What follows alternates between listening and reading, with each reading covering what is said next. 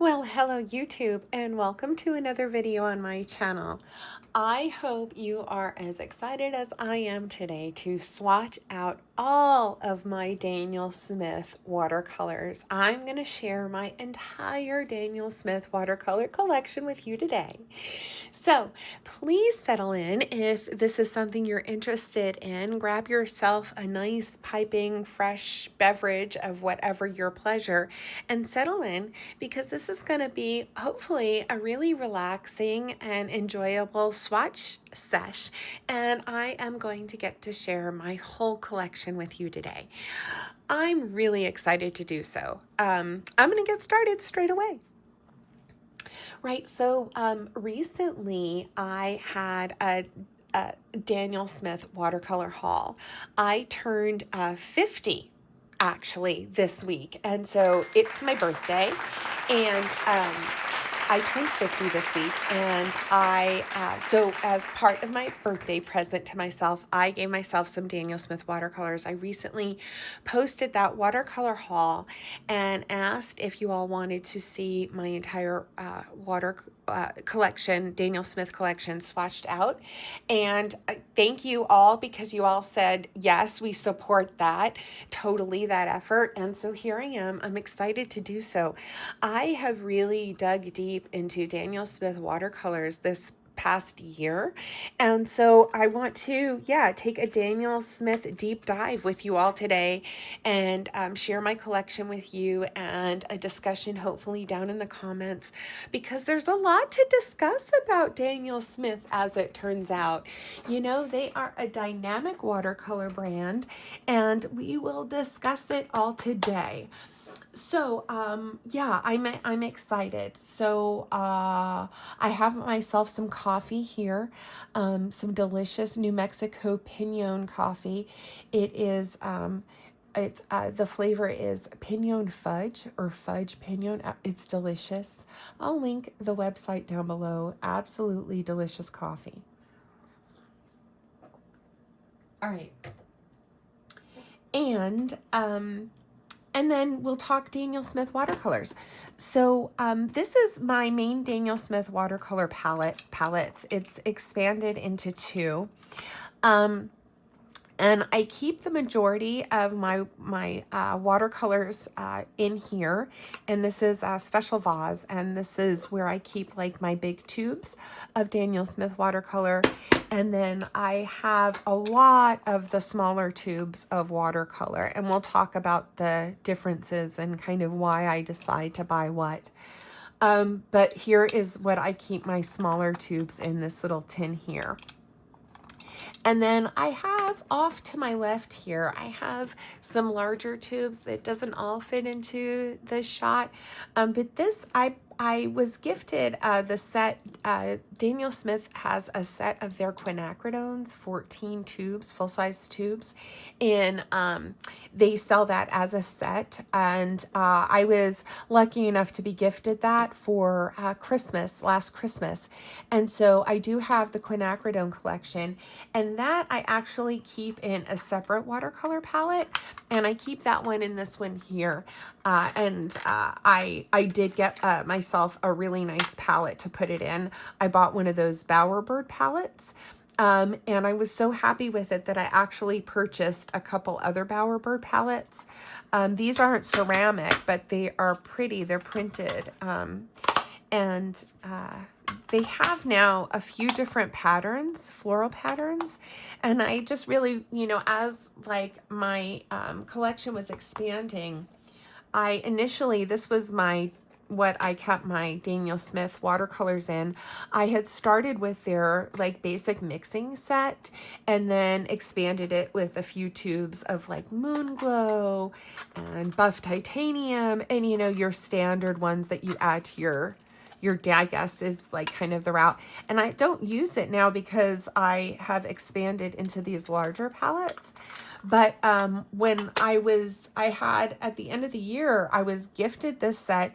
And then I also did like an art exchange or purchase or whatever with Maria over at Art Alchemy, and acquired a bunch of small tubes. And there was some sales, I think, Black Friday. I got a couple of the sets, the small tubes. Anyway, I got a bunch of Daniel Smith paints and needed to expand into this palette. So I bought 2 of these Bowerbird palettes knowing that I was about to fill this one up. And I did, because I've since expanded into this one. So that's where we are. Yeah, that's a lot. Daniel Smith, for those of you that don't know, they are an American-made watercolor brand. They are out of Seattle, Washington. And they have a lot of character to them. They're and we'll talk about their character and the controversy surrounding them in this video, I'm sure. So I've been thinking about how to start swatching and how I will manage this all. And I think I'm going to start by swatching mostly the Quinacridone collection, because they are like pinks. And the way I have this laid out is I have pinks and reds up here, and then we'll go into golds. So we'll just see how it grows, and we'll swatch and we'll talk and we'll see. You know, I guess the first thing I'm kind of curious from others is how do you collect and arrange your Daniel Smith watercolors? Like, do you rearrange your palette every time you bring in, you know, new colors? Or like, how do you grow your Daniel Smith watercolor collection and make sense out of your palette? For me, it's like I know how this palette was like built and acquired, so I'm just used to the colors being where they're at. And I think that once I kind of fill this up more, I'll like rearrange maybe. But right now, like this like chaos makes sense to me. So I don't know that I'm going to swatch it out in the order in my palette. Perhaps we'll just see how it grows. But anyway, I think I'll start with the Quinacridone collection here. I have 100% watercolor, cotton watercolor paper I'm going to swatch on. This is the Bao Hong cold press. I thought this would be nice to swatch on. I have a roll of that watercolor paper, and it's great. This has already been like pressed in like a book press, so it's been flattened. And yeah, I think I'll just swatch on this. And we'll get started. So, the first color here that I have in my palette is Quinacridone Purple. And I will put the pigment information and names, like I'll edit that into the video. But and then I'll also write it down on the paper as these swatches dry a little bit. That was some feedback from the last video, which I really appreciate, that I should have written down like the names of the colors I was swatching. So I'll definitely do that in this video here. So Quinacridone Purple is PV55. Now this, like I said, came in a set of 14 quinacridones. I looked before I filmed this video, and right now the set retails, if you can find it, it's in stock, I think, at Blick and at Jerry's. It retails for $194, and that's like the full retail price. Well, sort of. These are all Series 2 watercolors, and those are running for about $13.87 per tube. If you multiply that times 14, it equals $194.18, I think, if my math is correct. And this next one here is Quinacridone Gold, and that is, they're selling it for that full price. So, you know, like at the Mary Art, I did not pay that. Well, first of all, this was gifted to me. And then second of all, though, at the time, I know that the person who did gift it to me did not pay this. They paid $119 less 10% off coupon. So they got a really good deal on the set. So I don't know if they will come back down in price or what, but I feel like you can purchase these individually at the Merry Artist and get like an additional 10% off, right? So like if, you know, yeah. So you could pay less that way, you know, or you could just wait till it came down. But that's, yeah, I did not pay $194 for the set. However, I will say I think it is worth it, and I do love having this set. So this is Quin Gold is PO48 and PY150. It's a mixture of two because the original Quin Gold was discontinued. And that is one reason why I'm really happy that I have this set. Aside from it being a beautiful set, there are some discontinued colors, pigments that are you get full tubes of in the set. So I am really glad that I have that. This one here is Quinacridone Deep Gold, and it is also PO48 and PY150. Now, PO48 is one of those discontinued pigments. And Quinacridone Burnt Orange is right, this next one coming up, and it is just PO48. Now, when I found out that they were discontinuing this pigment was going to be discontinued because they ran out,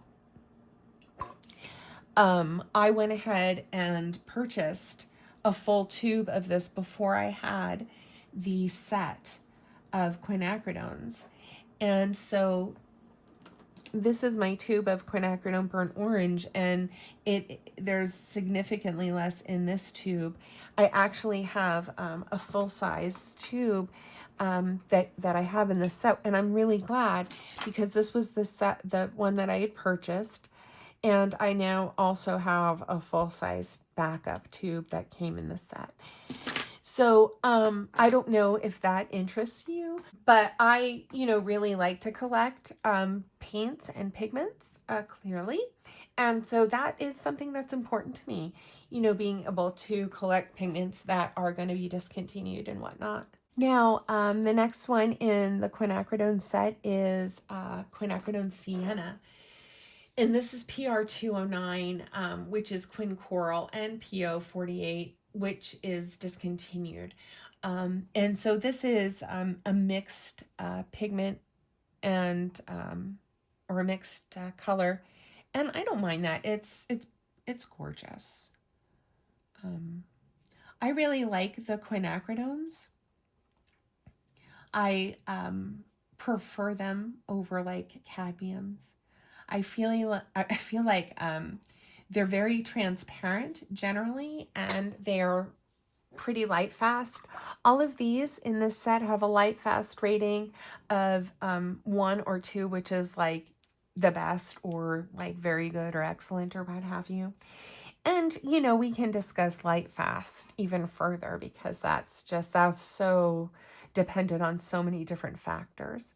But, generally speaking, these are going to be pretty light, fast, and reliable paint colors, right?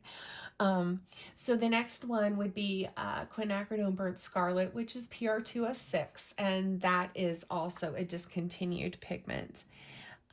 So to have, a tube of that, and it's really pretty. So I just love, I think if I had to use one word to describe quinacridones, I would use them as reliable. They're really pretty, they're translucent and bright, and they mix really, really well. So I am just thrilled to have this set. If you're able to pick it up, or all the ones that are in it, get yourself a palette of the quinacridones. I highly, encourage it. It's been a really, really nice addition here. Okay, so I will start on the next row here. Quinacridone Coral. Now this one is like one of my favorite colors, period. I love this color. I love this pigment. Quinacridone Coral is PR209. And Other brands do have this pigment available. It's beautiful. It's beautiful. And I love Daniel Smith's version. I mean, I'm a fan of coral, and generally, and I think theirs is just so bright and pretty, and it's got a light fast rating of 2. I love this color. I really do. And it just I've used it quite a bit.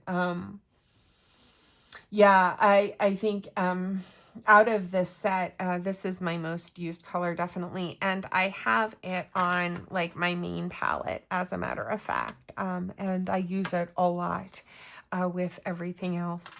Now, as far as like you can see here, I have clearly more than the 14 that I filled in my palette. This is a palette of 18, room for 18. It's got a ceramic that I filled.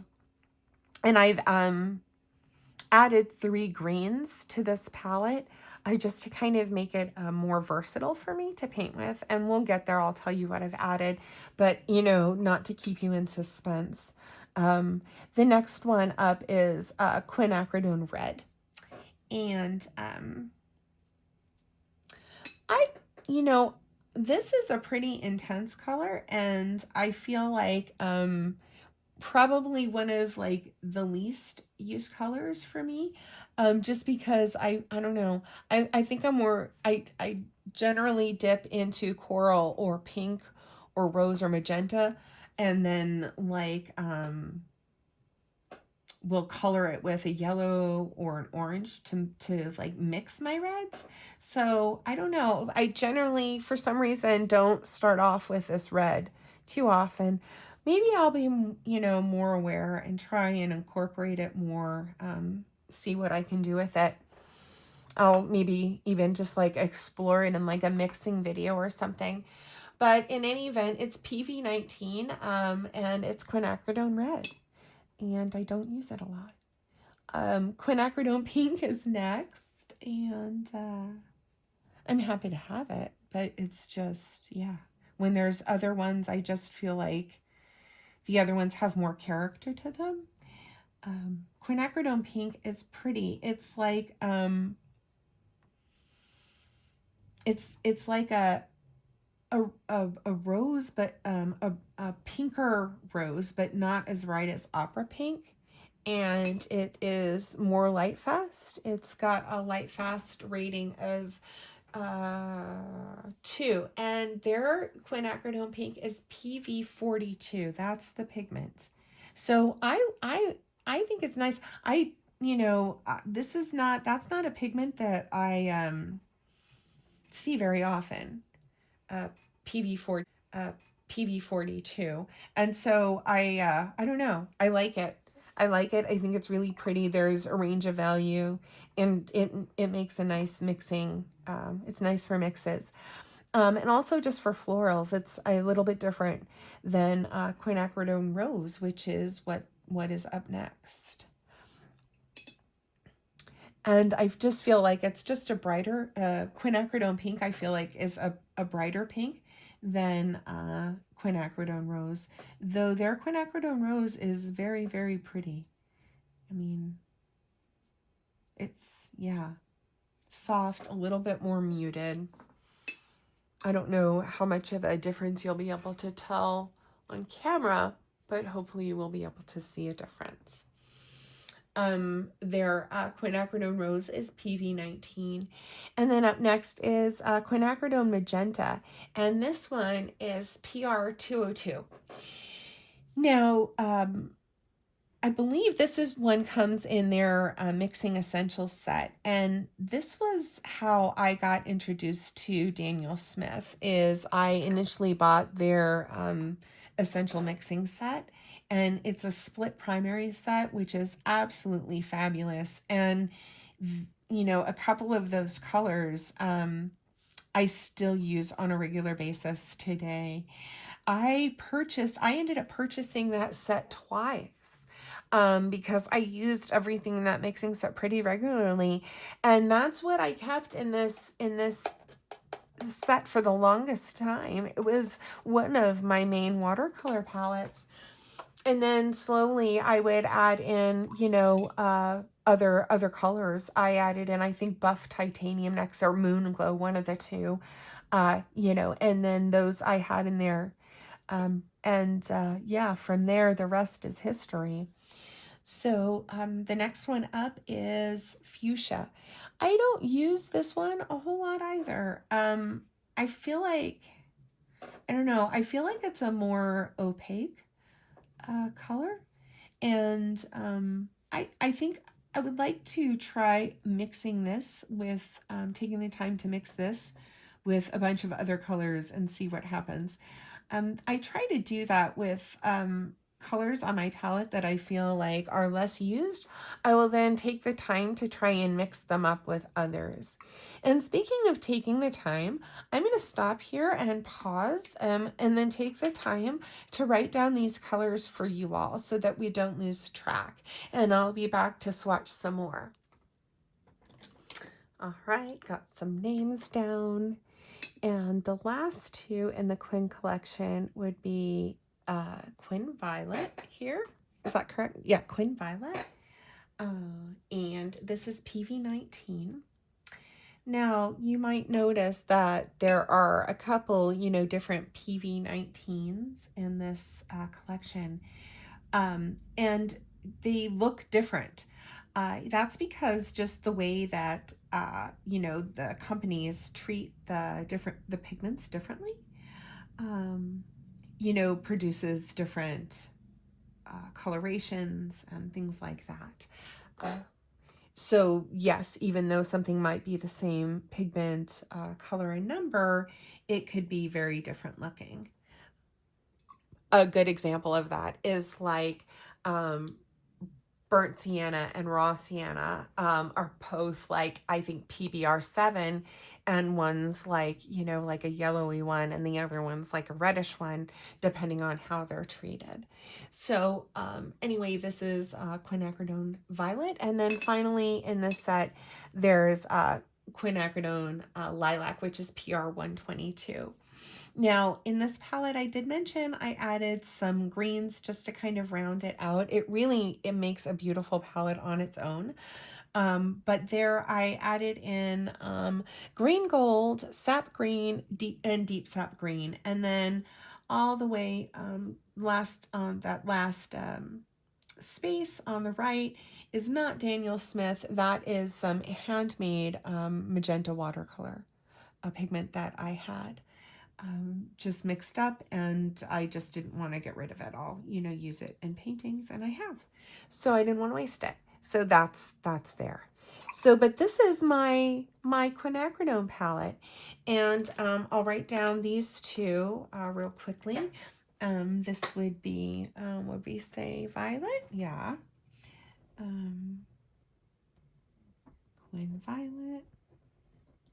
And this is Quinn Lilac. Right, yeah. All right. So that concludes the Quinacridone collection. I'm going to put this aside, and we'll start swatching these others here. Now, you know, speaking of pigments, that is where some Daniel Smith controversy comes in. I didn't really realize when I posted my last video that there was some controversy over the Daniel Smith pigments. So Daniel Smith paints are considered professional paints, and they are on the pricier side. As far as watercolor paints go, they are more expensive. And, you know, they definitely have a brand, you know. And they came out with apparently these paints called Primatac paints. This is Opera Rose. I will put the pigment information. I don't have it all written down here for my entire collection, but I will for my entire collection, but I will insert the pigment information. Anyway, And I can tell you right now, Opera Rose is fugitive, but I love it, and it's on my palette, and it will forever be on my palette. I love it. So anyway, Daniel Smith, this is magenta again. I'm not going to re-swatch it because it is swatched right here. And then this one is alizarin crimson, which I honestly don't use very often. It's just not, I, again, tend to mix my reds, and it's just not my favorite red. So I like to just, I'll start from a different base, and I just feel like it granulates, and I like, I don't know, I generally like to have a non-granulating paint, and when I'm using reds, I'm generally painting florals, and so anyway, I find I use it less. So this next one is Pearl Red, which I really like this color. And I think I'm more apt to reach for a Pearl red or a Pearl Scarlet. But anyway, Daniel Smith came out with some paints a few years back called a Primatech line that they marketed as being, ground gemstones. And they didn't put, they I guess, only listed the ground gemstone as like the pigment information, and didn't list that they included other fillers and colors to enhance that, that there was more than just the gemstone in there. And people felt like that really damaged kind of their, sorry, I just, I swatched that already, without even thinking, because it's Quin Coral. I do want to kind of see if I can lift that up, though. Let's see what we can do here. Let's see if that's possible. I doubt. I just have a tissue here. It's not even like a paper towel. But I wonder if we can lift that. If it's staining. Looks a little staining. Anyway, the next one, I guess some people felt that it damaged their integrity, the integrity of the brand, because they didn't disclose all the pigments in their paints. And, they do charge like a premium price. But I have to tell you, like, I wasn't so surprised to find out that there were more than other pigments. Like, for instance, like there's amethyst tears on the palette. I have a couple Primatechs, we'll get there. But like, I cannot imagine that this is like a tube of amethyst for 20 bucks. I mean, it just doesn't make sense. Like, cool that they have some amethyst in there, but I personally wasn't surprised to hear that it wasn't a full tube of amethyst and gum arabic. I wasn't really expecting it to be just highly pigmented, the most purple amethyst you could find, ground up, pulverized into a paint tube. I didn't think, I was painting with like 24 karat gold or, full amethyst. But I guess, perhaps a lot of people did. And I don't know. So this is Opera. This is alizarin. I think this is permanent alizarin crimson is the one I have. And this one here we said is Pearl Red.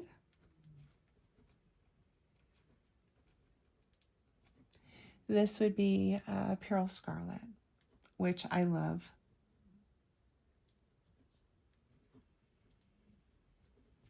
See, like, I really like a warm orange leaning red. So I think that's why I stay away from the cooler reds like the Quinacridone red and the alizarin crimson.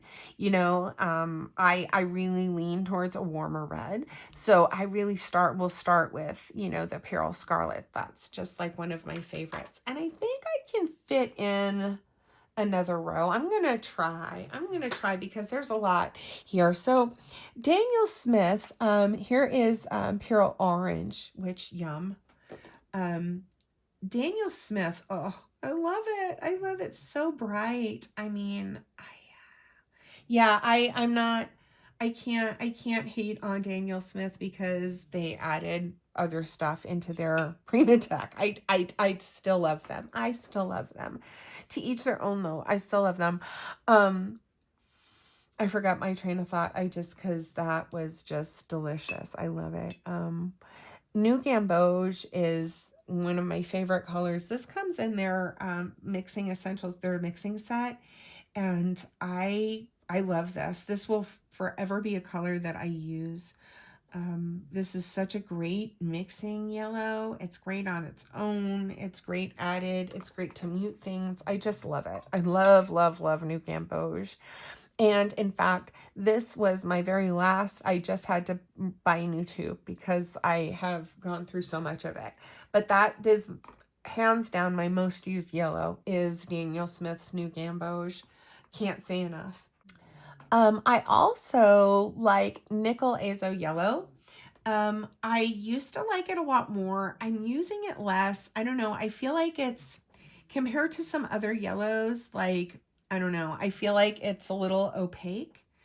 And when I first started using it, I didn't feel that, but I kind of feel like it's a little opaque. So, yeah, I have since acquired this Hansa Yellow medium here. And I really like this one. So since I added Hansa Yellow Medium to my palette, I find that I'm using it more than Nickel Azo Yellow. And I don't know if you can see the difference here, but like, I don't know. I like it more. I like it more. I like it more as a mix. I think it provides cleaner mixes that I can have more control over how they muddy and mute, if that makes sense. So I've used this a lot.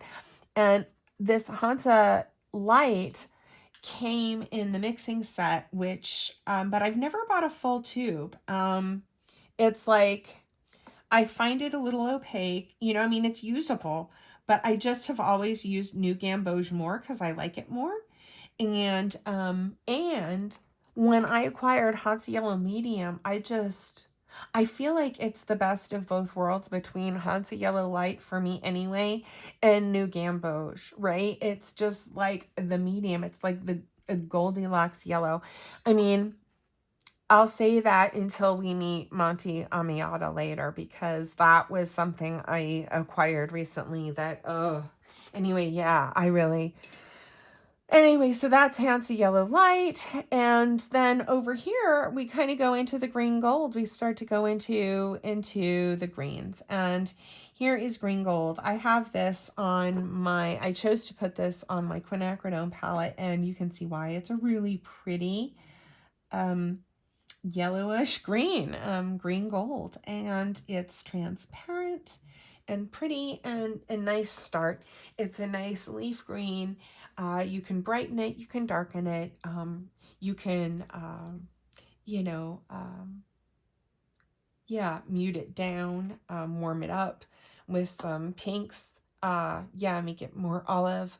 So I find it a real useful color. I love green gold and use it quite often. And then over here, we get into like the fun, mixes that Daniel Smith is really, really known for. So I'll move this over here, maybe put away, I'll take a pause, write the names here, and make some space to swatch out the next round. Okay, so I hope you all are doing well and hanging in there. I guess I'm about halfway through. I think so. So as of January 2025, Daniel Smith had 272 different different colors. As of September of 2025, have 72 of their 272 colors. So please let me know down below, do you have a Daniel Smith collection? And how big is it? And how do you grow it? I know somebody, I had talked about the Merry Artist in my last video. And somebody left a comment that they're having the Merry Artist like send them like I think 2 or 3 surprise tubes every single month. And I think that's so much fun to do, you know, kind of a surprise me, you know, especially if you know that you want to like grow your Daniel Smith collection. What a fun way. I'm seriously considering something like that. So this is Cascade, and this is Cascade Green, and it's one of their granulating colors. And I mean, it's absolutely beautiful. You'll see it as it starts to separate. The next one is also one of their granulating colors, Green Appetite, and they were one of the first to market with some of these really beautiful granulating colors that now every brand has seemed to have gotten in on. But hopefully we can get, I can give you all a good representation of these colors here. If you haven't seen them yet, they are so special and definitely exciting ones to have in your collection. You know, these colors are what sets the brand apart from others, is like, and I mentioned in my last video that some artists don't like painting with Daniel Smith because they have a lot of character. Many of their colors will granulate and have a lot of texture. And so you can, you know, either, it's kind of, I think, people either love it or hate it. And I love it. I definitely, like, I think all artists will go through phases of, you know, what I like to paint with. And right now, I am very much going through a Daniel Smith watercolor phase. Now, this is sap green here. I don't remember exactly how I acquired sap green, if it was a tube that I had purchased on its own. I kind of feel like it was, because for the longest time I wanted deep sap green and it was sold out for the longest time. I recently acquired it and I'm tempted to swatch it over here just because there's not really another green. Well, over here there is, I guess, but we can, yeah, I guess skip over here. But this is deep sap green, and I do want to put them side by side and kind of see. So very different, right? Isn't that a beautiful color? So, yeah, this is the deep sap green. I was really excited. I got it not too long ago when I placed an order with the Merry Artist. So that's deep sap green. And it'll be nice once there's like a row here to write down all the greens for you that I have. And for me to see all the greens that I have.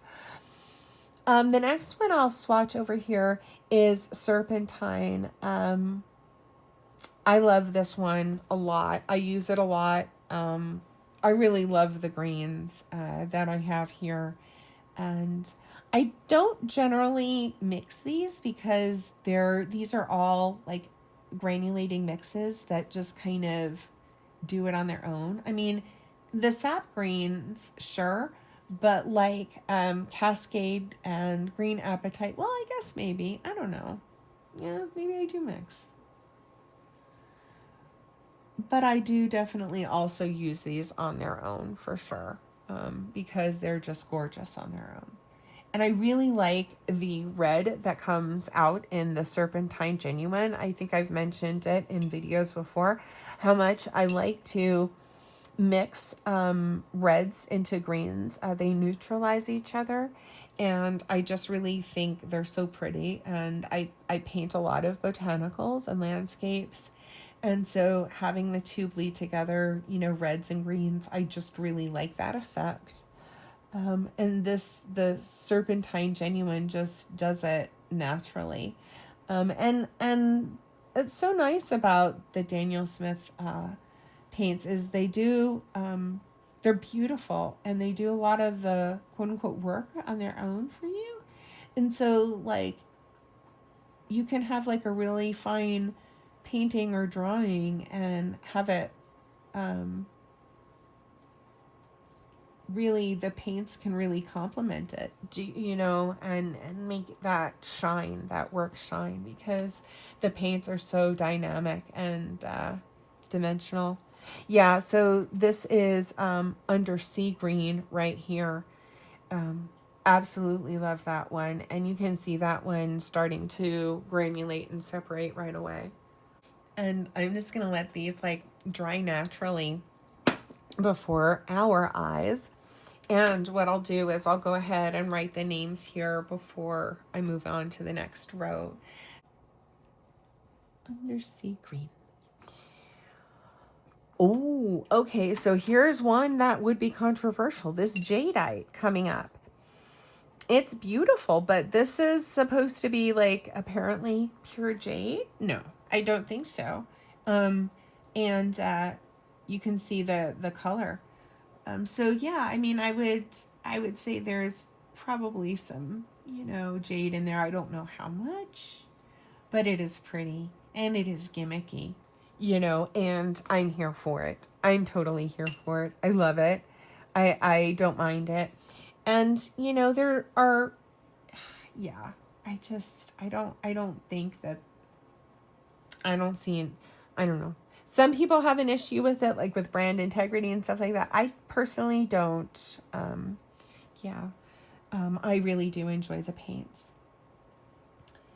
And I also feel like, I mean, you know, everybody's good until they're not. Do you know what I mean? Until they say something, do something. You know, we're all better than our worst moments and worse than our best. And so I try to take it all in and allow for some grace and forgiveness and growth and whatever, because I need it. You know, I mean, like, yes, it's like the good thing to do, but yeah, I need it too, you know, and I don't feel like I can ask for something that I am not willing to give. So, yeah, heaven knows I need, you know, grace for growth and forgiveness. And so I try to give that whenever possible.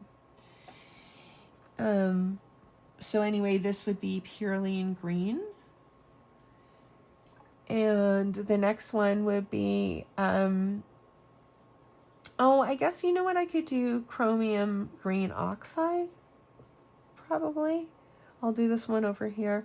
This is a newer color that I just got, and I really haven't painted with it yet because I went out of town. So I went to New Mexico for my birthday and had a fantastic time. So this is Chromium Oxide Green. I did not bring my Daniel Smith paints with me. I hardly painted while I was away because I was just focused on the peoples, do you know, and it was incredible. So yeah, anyway, that's another video. This is Chromium Oxide Green, and it's a new one that I got recently. Again, like I said, haven't really painted with it yet. But it's now in the greens. Wow. Nice green collection I got going here. All right. So now this is phthalo green shade, I believe. And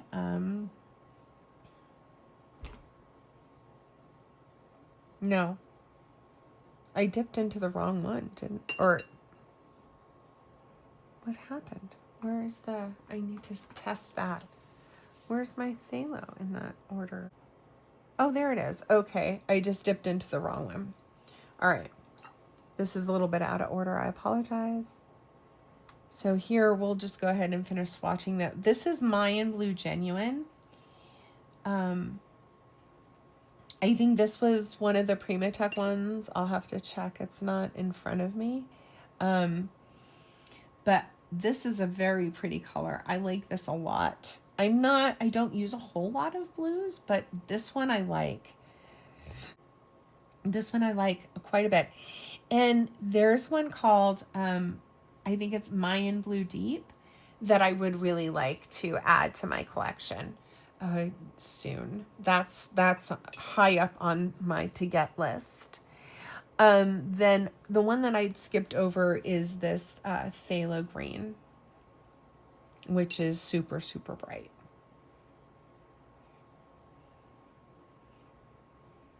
I mean, all of the Daniel Smith paints are really pigmented. They do, none of them have really disappointed for me. I love them, and I love collecting them and all that jazz. Well, that's kind of neat because we'll have the phthalo blue right next to it. So this is phthalo green shade. The next one is phthalo blue. And I think this comes, no, does this come in the mixing set? I think it might. I think it might. I think it might. So, yeah. It's pretty, it's intense, it's bright. It is a nice mixing shade. It's great to have on like the Essentials palette if it is. I'm pretty sure. I think it comes with ultramarine and phthalo, I think, are what it what it comes with. And I will keep the tradition and write this here. Wow, those are just granulating like so beautifully. I don't know if you can see. All right. Next up, moving right along. All right, cerulean. Cerulean blue. This, I believe, came in a set. This is a useful sky color, I guess. I prefer cobalt blue for skies, because this granulates, but I believe this came in a small tube in a set that I got. And, you know, cobalt blue is a pretty, you know, traditional, useful color to have. It does granulate, like I said. Now, this is the cobalt blue here that I prefer to use for skies. I just feel like it provides a more natural, realistic color. Natural, realistic, is that the same thing? And I feel like cerulean's a little bit green compared to cobalt, especially. Did I say that? Did I mix that up? This is cerulean. This is cobalt. I prefer to use cobalt over cerulean. Now, this is ultramarine. And, you know, this comes in the mixing set. But honestly, like, since I got the cobalt blue and also indanthrene blue I use a lot, I tend to use those blues over ultramarine. And I'll use ultramarine to like mix a neutral with like burnt sienna. But if you know, have like a Payne's gray on your palette, it's just a convenience mix. So, anyway, I don't use ultramarine a whole lot. That's kind of the moral of that story. I think there are other, you know, more useful and interesting blues to reach for. And I don't know. I mean, like I blues, yeah. Yeah. I think that this blue here indanthrone, I'm not sure which one is which or what they use. I'll put it on the screen. But this one, I like this one. And I like it a little bit more than the indigo. I'll swatch out indigo right next to it. I like it better than the indigo. You can see it's used more than indigo because I just feel like it's bluer. Here's the indigo. And like, I feel like the indigo is more on the, I don't know, black dark side. Navy side, maybe? I don't know. But that's the indigo. And here's the indanthrene throne blue right next to it here. So that's why I just feel like it's a little bit brighter. It's like, I don't know, reminds me of denim, and I like it. I love that color. The next one over is lunar blue. Now, lunar blue is one of their granulating colors, and yeah, I don't know. It's pretty. It was like got a lot of coverage on the YouTubes. This, and there's a couple other, I think Shadow Violet and Moon Glow. Oh, actually, these are all coming up, so we can kind of compare them together. That's funny. Okay. Yeah, so these all got some traction on the internet. This is Lunar Blue. It's granulating. I, again, don't use blues a whole lot, so these aren't, you know, my go-tos a whole lot. I tend to pick other things for my shadows and things like that, but maybe I'll get to know them a little bit more here in this swatch sesh. And you know, I believe these are ones that came in sets. I did purchase Moon Glow, I think. I don't know. I'll have to, I don't know. I don't remember, y'all. I honestly don't. I do know that a lot of these came in sets though, and that was a real affordable way for me to get them. You know, I do have a lot of full-size tubes, but I certainly have a lot of these 5 milliliter tubes. And this is a real affordable way to get stuff. And they come in sets. Artists have put together collections. So, like, I would never have been able to have, like, my 72 colors of Daniel Smith if I wasn't able to purchase them in sets and collections and things like that. You know, so there's that. All right, so I just want to jot these down so that we can continue swatching. All right, and then Moon Glow and Shadow Violet. I kind of want to do them right here just so we can see them. So this will be Moon Glow. So, oh, look, yeah. Moon Glow was, like I said, one of the ones that I added to my palette pretty soon after the mixing set. I mean, this is like Daniel Smith, one of Daniel Smith's signature colors, and it was even like one of their earliest signature colors. It's so pretty, and it granulates, and it's one of the OGs, I think. That's Moon Glow, and then Shadow Violet we'll put right next to it. And then we can kind of, you can see Lunar Blue, Shadow Violet, Moon Glow. I don't know, that trio. Is there anything else that I'm leaving out? Is there any, do you guys feel like there should be another color added to this grouping? I don't know why I feel like they're grouping, but I don't know. I just feel like they were kind of an internet click that, you know what I mean? It kind of went around and got some traction. Very pretty. Oof. All right, so that's Moon Glow, Shadow Violet, and then I kind of want to swatch out this amethyst, or excuse me, the lavender and the wisteria side by side. But maybe do the,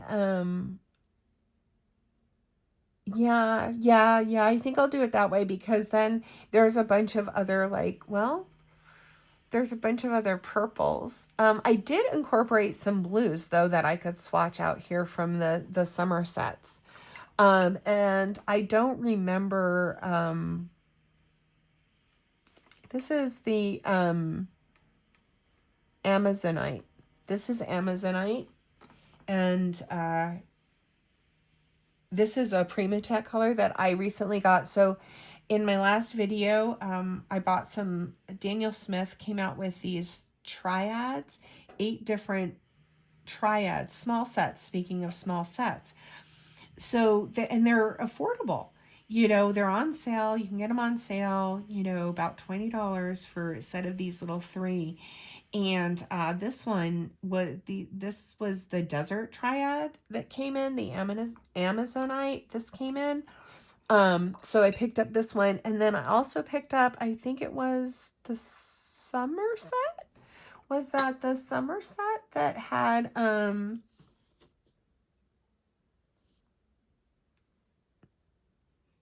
phthalo turquoise? It was phthalo turquoise in the summer set. So this is Amazonite, and this is a Primatech, and then this is phthalo turquoise.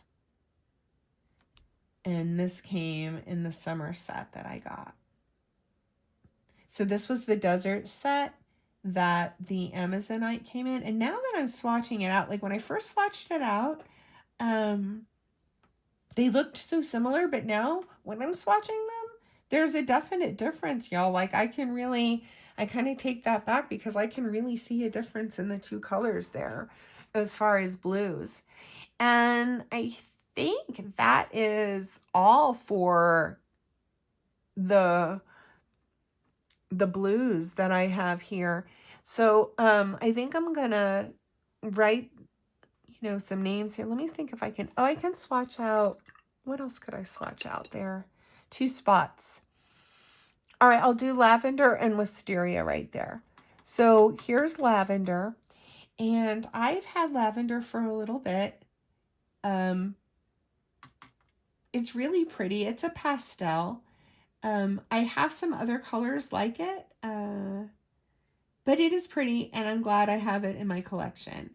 I think if you have another pastel set, you will probably have, or a tint set of watercolors, sometimes called, you'll probably have something similar. Although I will say, like all Daniel Smith paints, I feel like lavender has a bit more character to it. It granulates. We'll watch it as it dries down.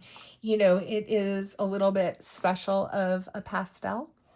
And then very recently I picked up wisteria. I just poured it and swatched it and went on vacation. So really haven't painted with it yet.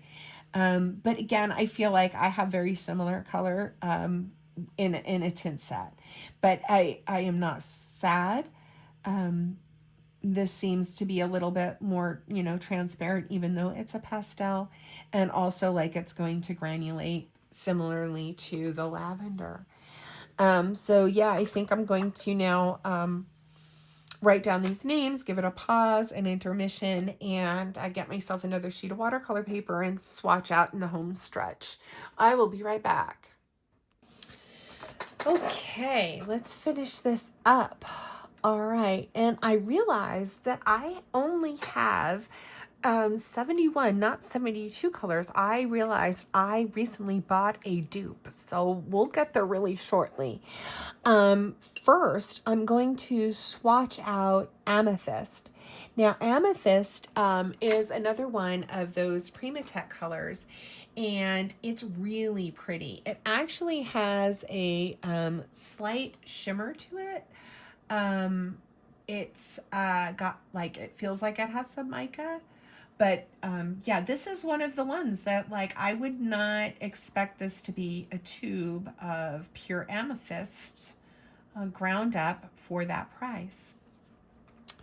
Now, if you're new to watercolor or relatively new to watercolor, all watercolor paint is ground up pigment and a binder called gum arabic, a water soluble binder called gum arabic.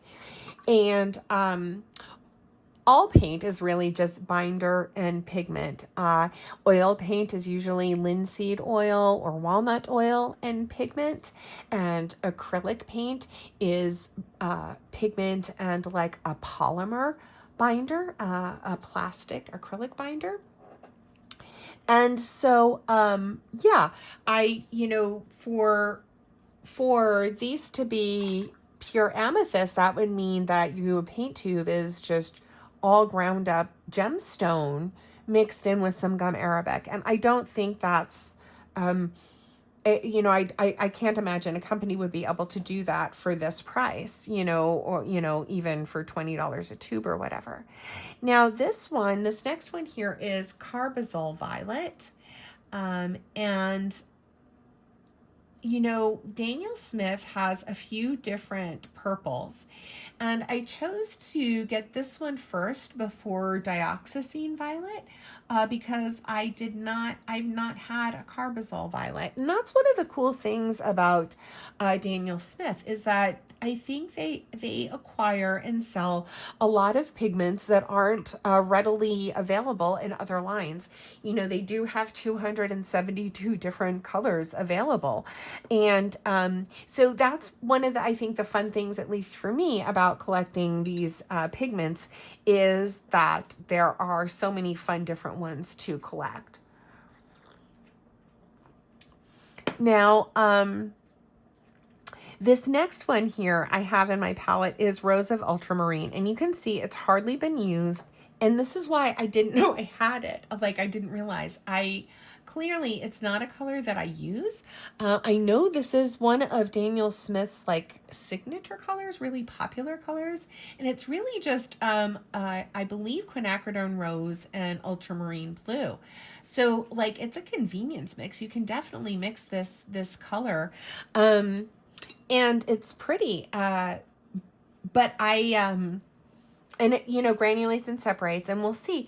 But I didn't realize I had it on my palette, y'all. I really didn't. And in this last order from the Merry Artist, I actually, the full-size tube was on kind of my shopping cart. So I went ahead and checked out and filled a pan, and didn't even realize that I had one already on my palette here. So oops, but yeah, I have Rose of Ultramarine. I will try and remember and use it more often, and we'll see how it granulates, but that's there. And I know why I don't go to it that often, because we're coming up on one that I do, that when I got it, I was like, wow, this is the pink for me. But before we get there, I want to swatch out Pyroline Violet for you. This is a very pretty violet, and I like having this on my palette more than like, you know, like a Caput Mortem, because I feel like it's just more transparent and it provides some really pretty mixes. This is a color I would like to do like extensive like mixing experiment with, is Pyroline Violet. And then, so I think the reason why I'm not dipping into my Rose of Ultramarine is because of this color. So this color is rhodolite, and when I only have a small tube of this one, and when I got this color, I really, really, really like this color, and I use it a lot. I mean, I think it's just such a pretty, like, mauve-y rose. Yeah, and it's a Primatech color, so it's an expensive one. And since it's been on my palette, y'all, I dip it. This is like my go-to pink. I love it. I love this color. I do. This is one of my favorites. So that's rhodolite genuine. There are other things in it other than rhodolite, we now know. And then this sugar, what is this? Is this Sugarlight? I think it is. I'll correct myself if I'm wrong. This one was on my wish list for a while. You know, a while back, I don't know, years back, I bought one of the Daniel Smith swatch cards before they had 272 colors. It was one of the smaller ones, you know, and anyway, this was one of the colors that I really, really liked and wanted for a long time, and it's expensive, but it's really, really pretty. It's shimmery. Yeah, I love it. I just love it. It's got like, it's like a purpley gray, and it's real shimmery. And so we'll look at it when it dries down. Love it a lot. The next one is Buff Titanium. Now this one's hugely popular. This was a color that I added to my palette right away. You know, it's very, very useful. A lot of people stay away from it thinking that it's going to be like an opaque white. They don't want to use that in their work. And I mean, you know, it is a more opaque, but it's, and you know, titanium, yeah, but it's really just beautiful. It's beautiful. It's useful for mixing. It's beautiful on its own, sandy. I love having it on my palette. I've gone through a full-size 15 milliliter tube and replaced it. The other full-size tube I've gone through and replaced is Moonglow. So yeah, I mean, those are two colors that I added to my palette on top of the mixing palette right away. I used them both up 15 mils, and I'm now on my second round of that. But yeah, that's Buff Titanium, definitely one to add.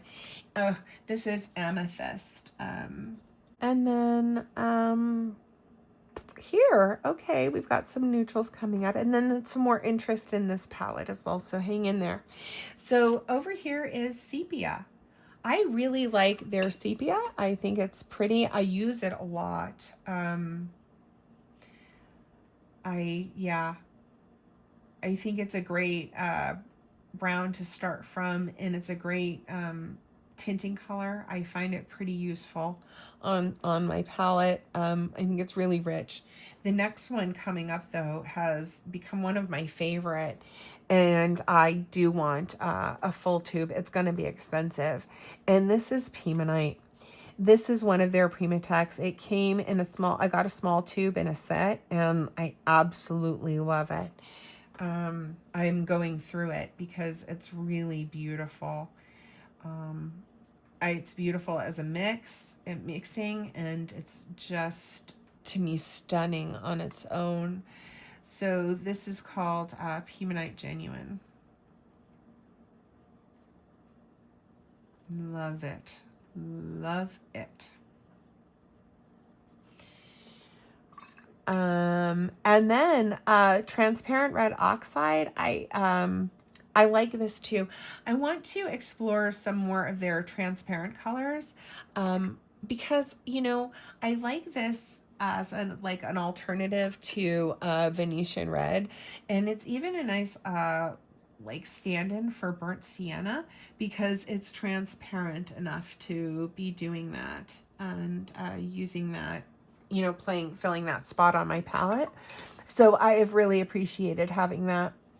And then I have here Quinacridone Burnt Orange, which I won't re-swatch because we did. And then here I have Aussie Red Gold, which I'll swatch out. I was excited to have this. This was on my wish list for a while, and look at how beautiful it is. I love this color. It is just stunning on its own with mixes. Again, really, really gorgeous. Aussie Red Gold. Not inexpensive tube of paint, but very happy to have it on my palette. And then over here, this is called Hematite. This is one that I did get in a set as well. And it's okay. I mean, I know some people really like it. It's a granulating black. So it's not, it doesn't get used a whole lot. Maybe, you know, this is a color that I just need to spend some more time with and be more intentional about getting to know. I mean, it is pretty, you know, and it is not an inexpensive paint. You know, do you see what I mean? Like, these colors can really just show off on their own. Like, look at how quickly that granulates. It's really beautiful. I bet it's really amazing in like mixes. Let me know down below if you use this color. Do you use hematite? Is it one of your faves? Like, how do you feel about it? And how do you use it?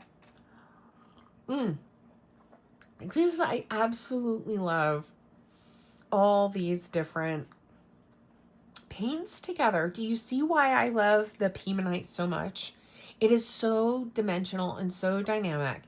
And I just feel like, you know, having this collection and being able to use all these different neutrals like side by side together in a painting, right? It just elevates the painting to another level when you're really able to see that kind of dimension in the paint itself, not just the artwork that's being produced, but in the actual paint itself and the mixes that are created.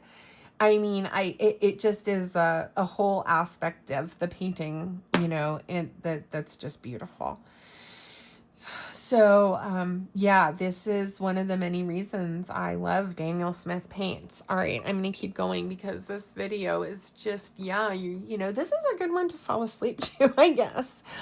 All right, now down here, you're going to test my memory here. I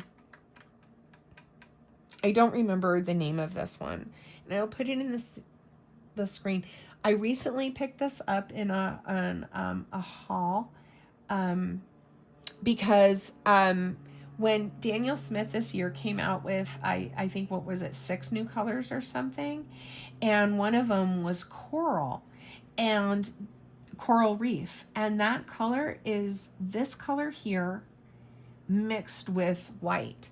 So you can make coral reef by mixing this color here with white. I'm gonna look at it and see what color it transparent Purell Orange. So I have Purell Orange, but this is transparent Purell Orange.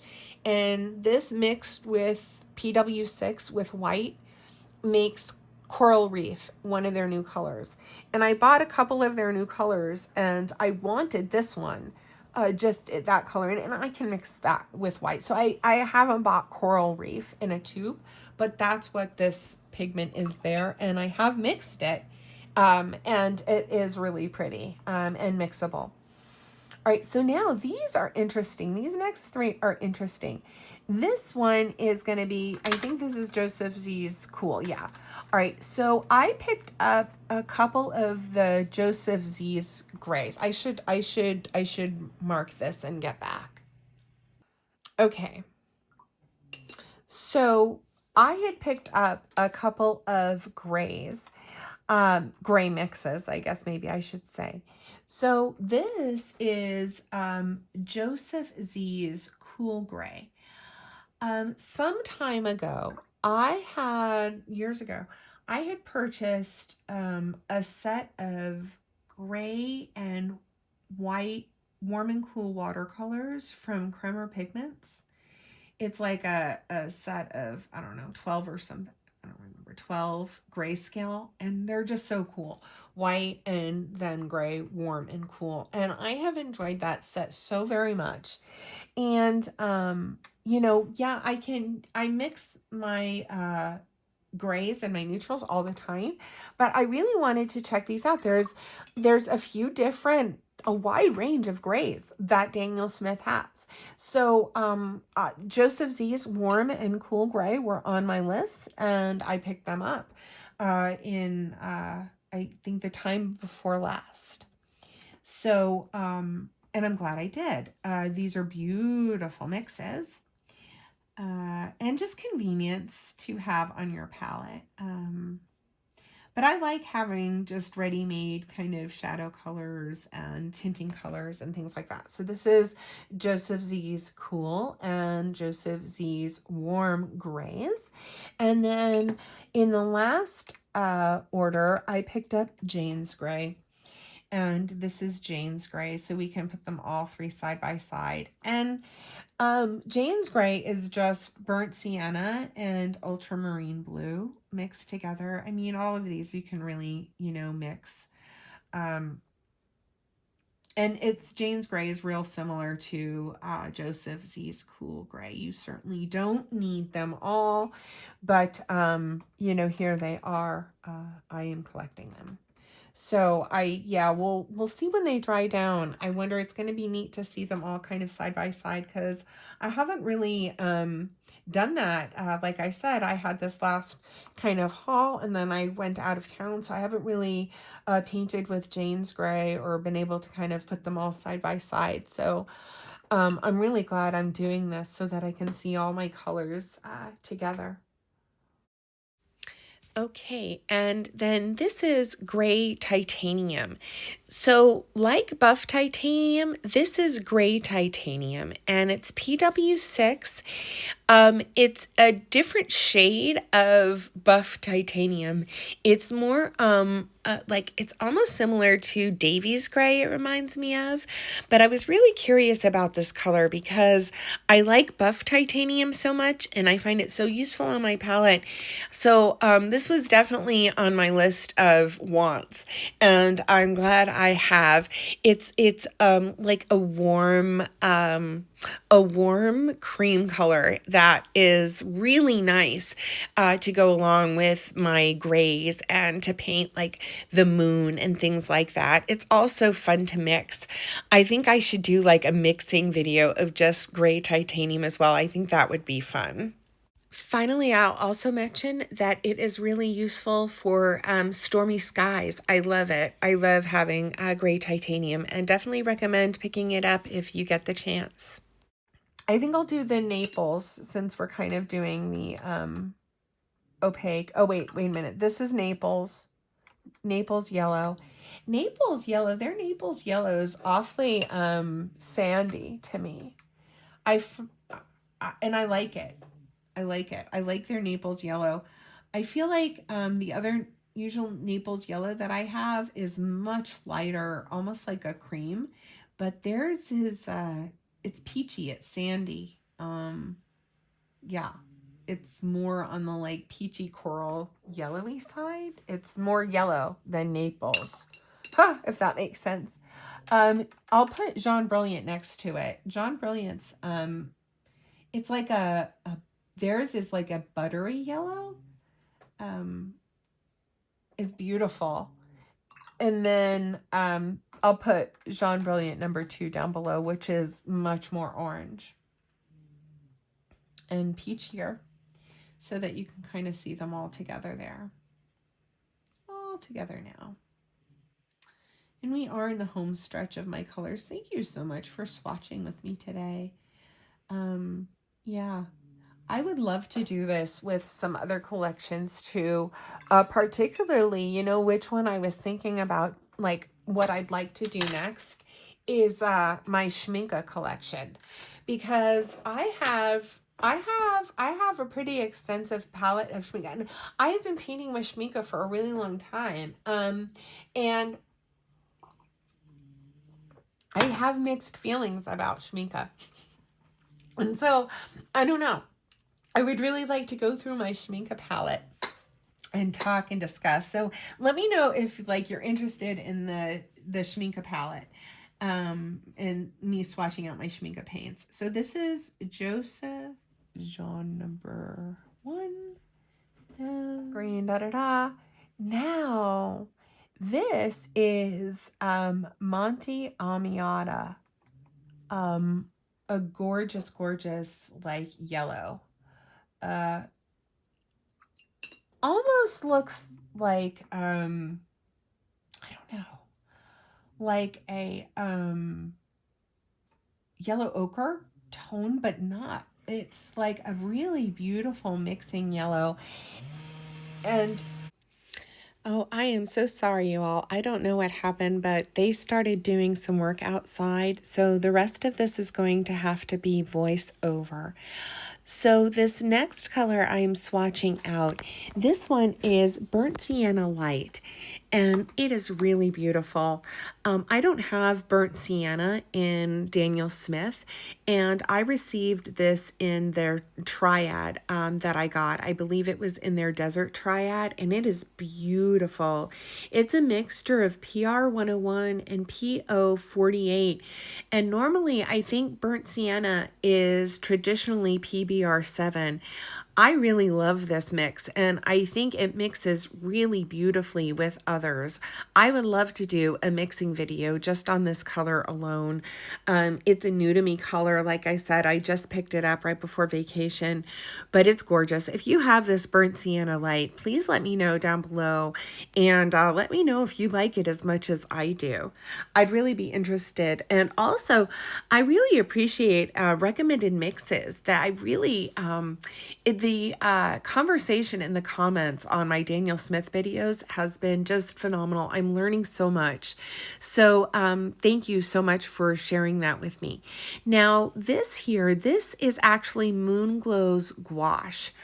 So I have Moonglow, the watercolor, and then recently Daniel Smith came out with gouache, and they've been expanding their gouache line, and I picked up their Moonglow gouache, and I actually like it a little bit better than the watercolor. I mean, the gouache is great, but here I'll swatch out the watercolor right beside it so you can see. And I don't know, I feel like the gouache is a little bit heavier on the blue side, where the watercolor is a little bit heavier on the pink side. And I'm really glad that I have both. So I put some of the gouache out and dried it out in my palette. It's been doing great. And I like that I have both in each a pan on my palette. I haven't tried any of the other Daniel Smith gouache out other than the Moonglow, but I am eager to now that I have tried that one out. So I'm just going to label the last of these few colors here. And I think that is it for all of my swatching. Well, thank you all for staying with me. Thank you so much for staying with me. We can take a look at all of these swatches and all of their glory now that they are done and dried. Please let me know what your favorites are down below. Are they in my collection yet? Should they? Why should they be? Why are they your favorites? Please let me know. And please give me a thumbs up and consider subscribing, and let me know if you would like to see more videos like this, these long real-time swatch videos of a full collection. If you're curious about my Schminke collection, the other one I've been curious about swatching out is Holbein. I have quite a few Holbein paints now. But yeah, here we are. I love Daniel Smith. I'm really digging it right now. I'm digging the Daniel Smith paints. And I hope you are too. Thank you again for staying with me today and spending some time. And until next time, everybody, take good care. Bye.